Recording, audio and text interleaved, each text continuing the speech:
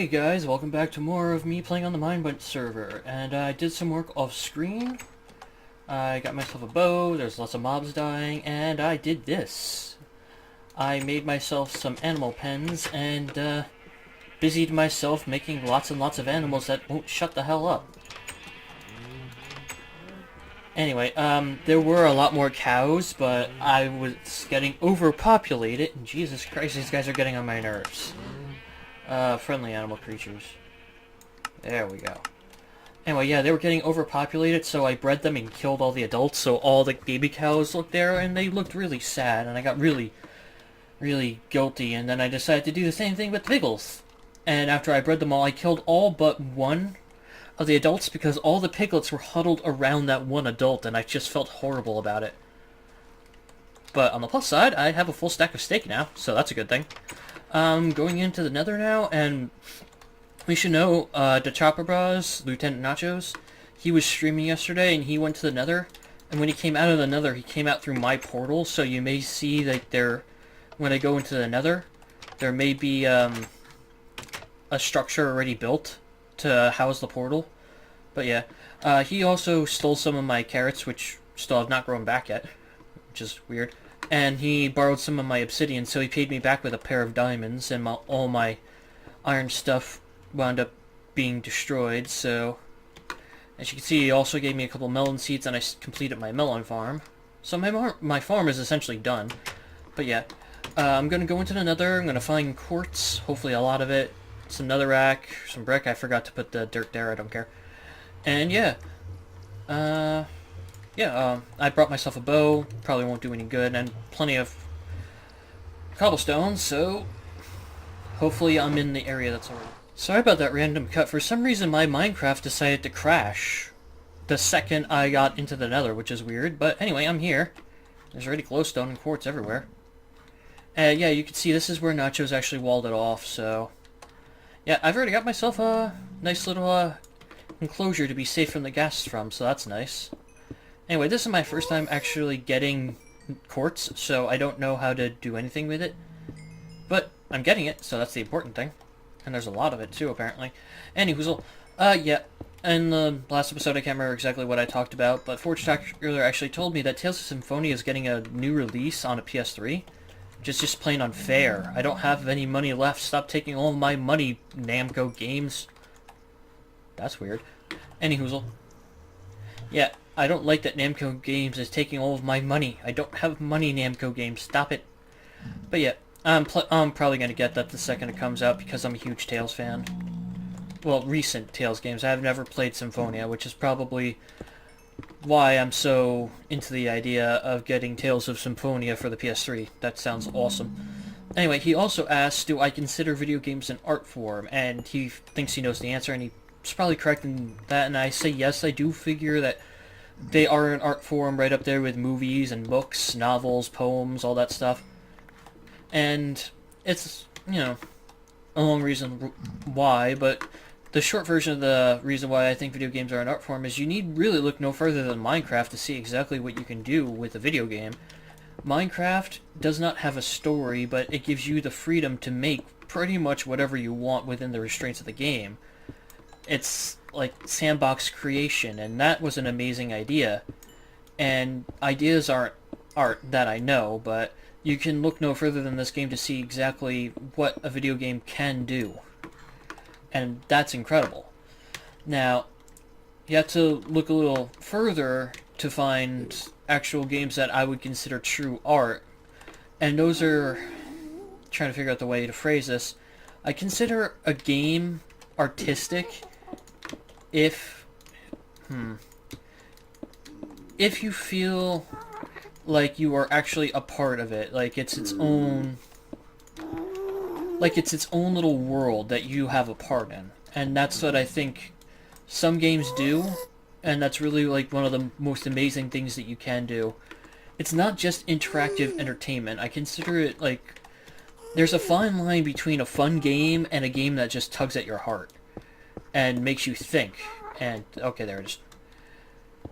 And really, when you can get a game that tugs at your heart, makes you think, makes you feel for the characters in the game, not just a game like, Call of Duty, where if one of your squad mates gets killed in action, you don't even think about it. You're like, oh, he got in the way. It's more like a game like Band of Brothers, where if one of your squad mates dies, you're like, oh, come on, how could you do this to me? Like, this guy was awesome. How could he die? Stuff like that. And then when you think about stuff like that, when you can feel attached to the world of the game itself, that's when I think games become less entertainment and more art. Get out of here, Pigman. I don't want to accidentally hit you with my pickaxe. Because that would suck. Anyway. Yeah. Because when you can get so involved in a game's story, or in a game's characters, and actually feel like you're making a difference in an actual part of the story, that's when I find that games can truly be an art form. Just like in a great book where you become attached to the characters in the books, in a great game, if you can become attached to them, I consider it an art form. Literature is an art form, and that much has been established pretty much widely throughout the world. I don't think there's a single person in the world that knows what literature is and can say, yeah, that's not art.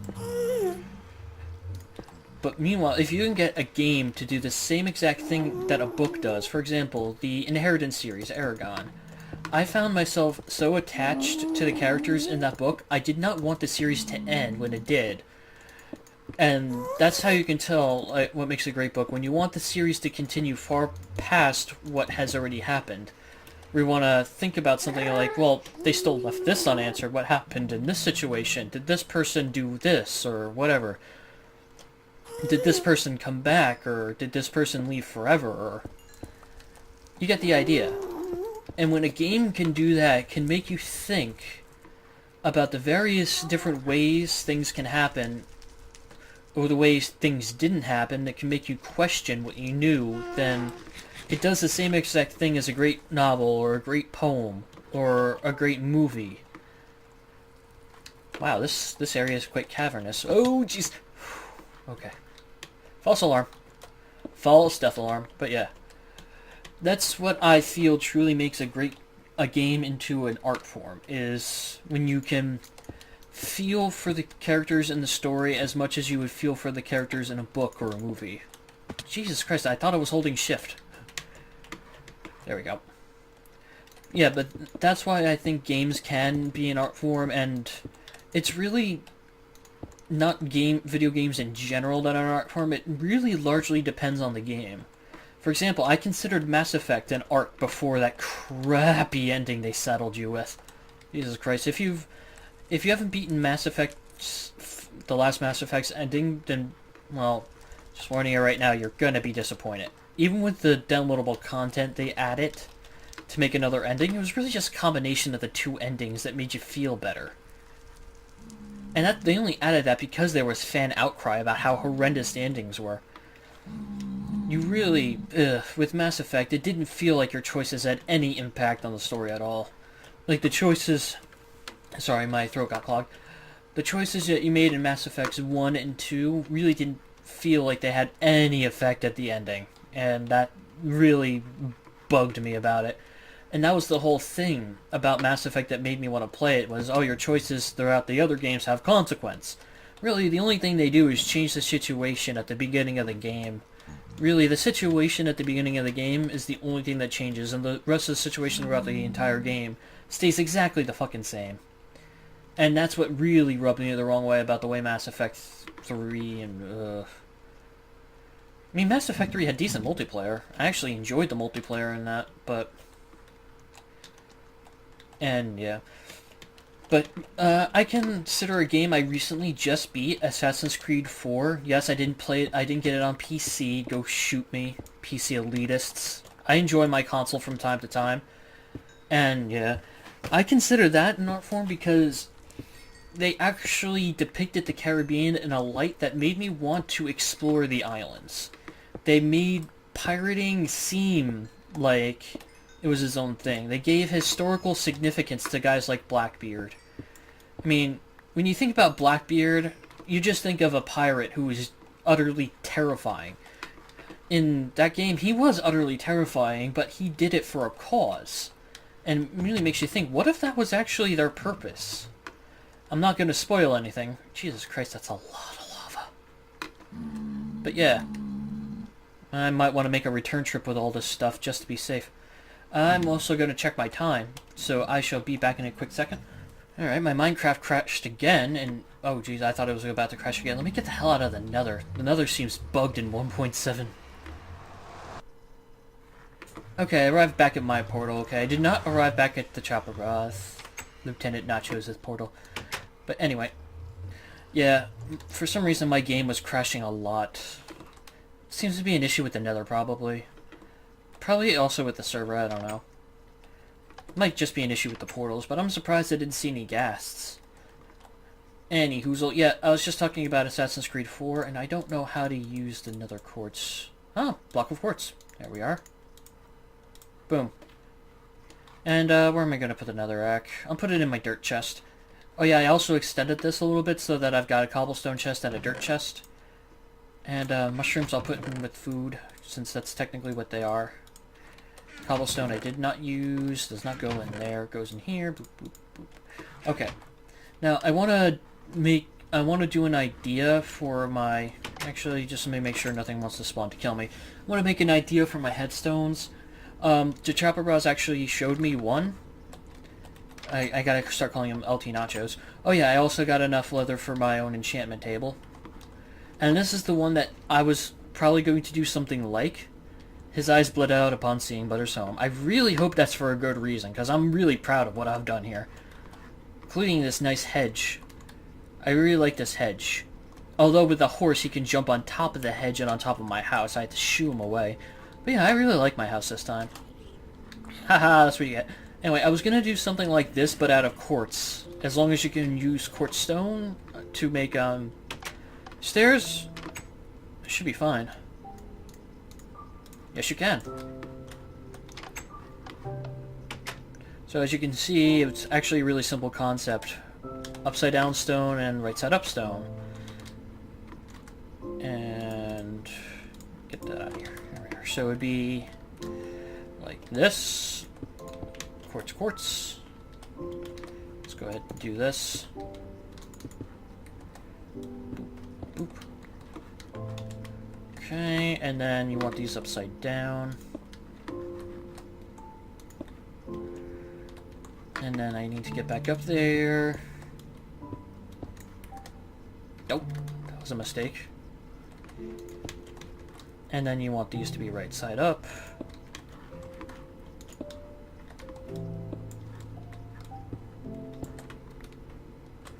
Now I need a lot of quartz to make this happen, but this looks good. And let me grab a sign, just as a test. Wait, can you make slab out of this? Yes, you can. Perfect. Yeah, well, I was actually just thinking, wait, slab wouldn't be a good idea.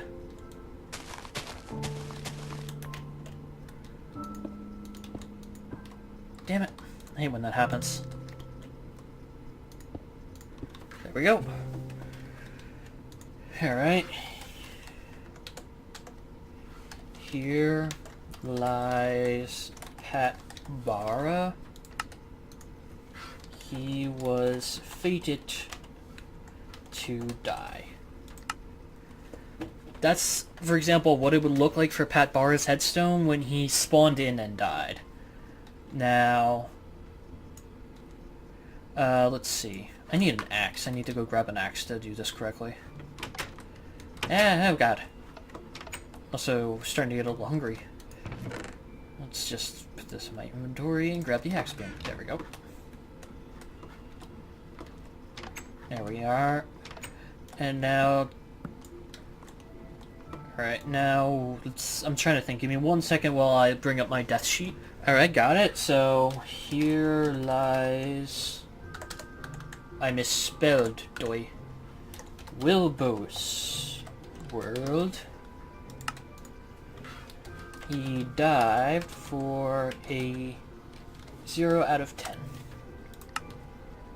So something like that, and let me go ahead and quickly cut away to another one to see what another one would look like. And here's one more after I cut away and got an annoying solicitation phone call from an automatic Lisa Stender. if you don't know, she's probably a assemblywoman candidate for New Jersey. I also got apparently an automated call from Governor Christie trying to get me to re-elect him.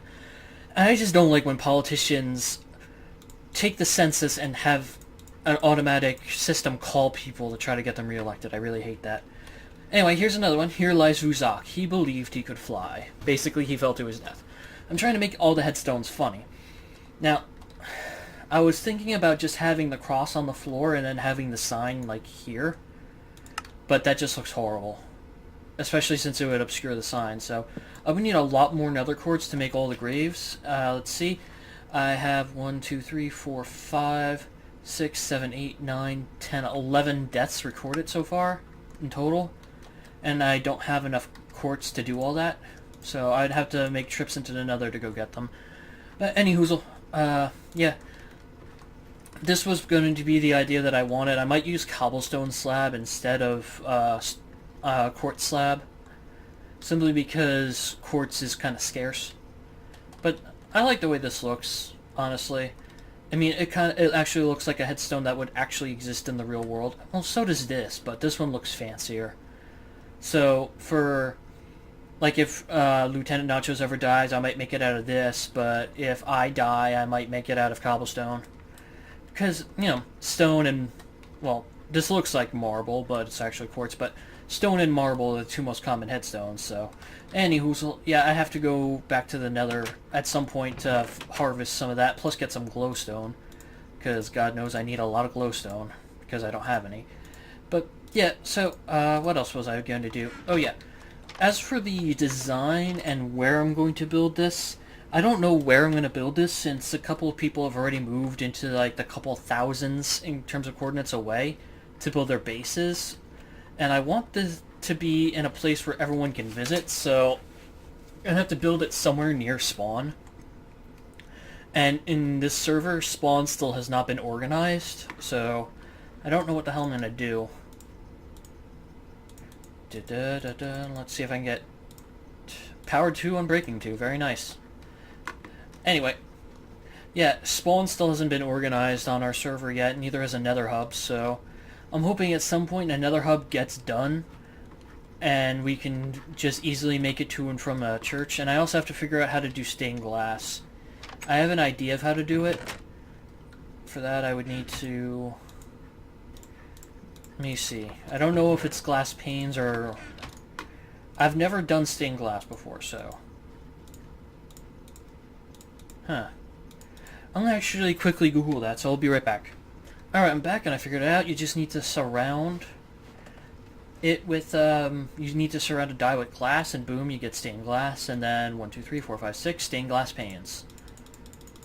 So I'm actually going to 1, 2, 3, 4 make a bunch of red stained glass. I don't have enough glass. I need to go ahead and burn some of this off. Damn. Yes, I'm trying to do this. 1, 2, 3. 1, 2. 1, 2. Okay, so I've got 5 ready.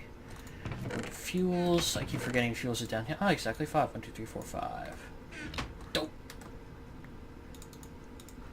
Yeah, I want to make some stained glass and sort of like build like a little bit of a church near the cemetery. Or the whatever I'm going to build, so I'm going to need a decent chunk of glass. I'm also going to need some different dyes, because just having red stained glass doesn't exactly look good. Thinking about having like 2 different colors of glass, like one for the front, one for the back. So like, for example, if this was the church, I'd have like red stained glass here, and then like say green stained glass right here, and then red stained glass in the back and green stained glass on the other side.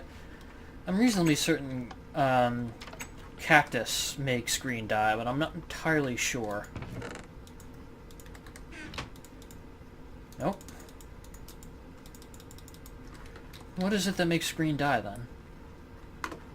Or do I just need to do it in a crafting table? I don't know. I'll look up dyes off screen.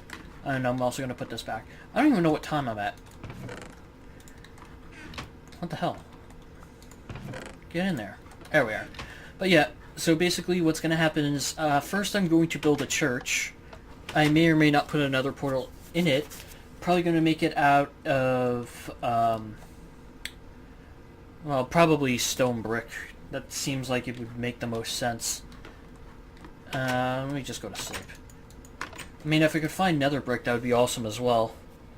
I mean, I'll probably mess around in creative before I do anything for my church. Oh, that was faster than I thought. Here we are. I don't think I have enough for all the dye I have, but 7. I think I can do 2 more. Yep. Perfect. Alright, that works out well. Let's just make as many as I can. And boom, stained glass. Boop, boop, boop, boop, boop. So, to take a look at what it looks like. Oh, that looks cool. I like that. But that's the only stained glass I'm going to put in my house. I'm going to put the rest in here for now. The flint up there, and then glass panes. Stained glass, okay. And then my coal, Oh, yeah, I need to cook more sand. I'm also going to get a lot of sand off screen. So basically, let me know what you might want to see in a church. Definitely stained glass, probably spires. It's going to be tall. Like, see this? It's going to be taller than this, probably. I mean, I'll do experimenting in a creative world just to see what it looks like, but I'm not sure exactly what I'll do for it. I'll have a church, and then off to either side there'll be like a graveyard behind it. And inside the church there's going to be like I'm probably going to have like a piston-powered door that leads to catacombs for when Meryl starts dying. I don't know why Meryl hasn't died yet. I was told he dies a lot. And he needs to start dying a lot because I'm excited about building these catacombs. But anyway, I think I've rambled on enough for now. And my throat's starting to hurt. My throat's been bugging me for a while now, but I've been recording anyway. Quick question for the people who regularly watch my my videos. Would you enjoy seeing some Assassin's Creed 4 footage? Or Assassin's Creed 3? Because I like the setting of both, but when I'm craving sea battles, I go with Assassin's Creed 4. When I want to run through the wilderness killing bears, I go with Assassin's Creed 3. I just wish you can go around killing bears a little earlier in Assassin's Creed 3, but you have to go through the whole Hatham line first before you do anything. It's like one giant tutorial. But anyway, yep. Would you enjoy seeing some Assassin's Creed footage? It wouldn't be a regular series, it'd just be like me doing random stuff, like plundering ships as a pirate or hunting or something, I don't know. Purposely getting into fights and seeing how quickly I can escape using smoke bombs. Smoke bombs are overpowered as hell, by the way, in Assassin's Creed 4. Anyway, yeah, I've rambled on enough, so I will see you guys next time. Take care, and I hope you enjoyed.